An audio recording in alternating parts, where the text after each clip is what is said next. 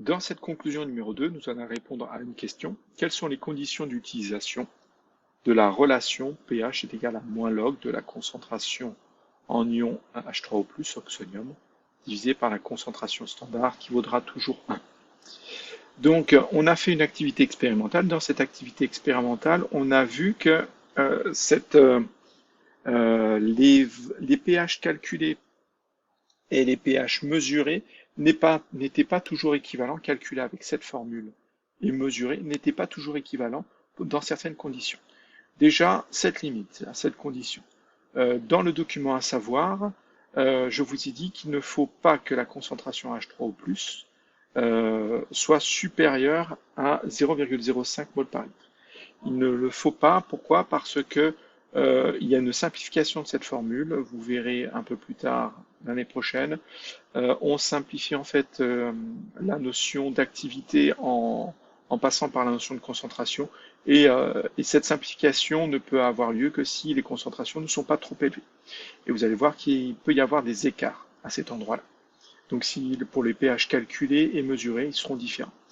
On a aussi vu que pour des concentrations en ion H3O+ inférieures ou égales à 10 puissance moins 5, on a mol par litre, on avait aussi des écarts entre le pH mesuré et le pH calculé. Ils n'étaient plus identiques.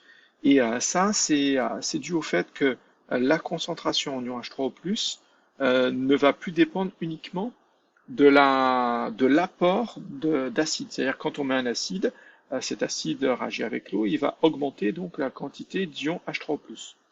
Mais quand on a des concentrations en acide très faibles, et ben de l'ordre de 10-6, 10-7, 10-8, c'est vraiment très très faible, hein, en mol par litre, et ben des quantités d'ion H3O+ déjà présents dans l'eau à cause de l'autoprotolyse de l'eau, ne sont plus négligeables.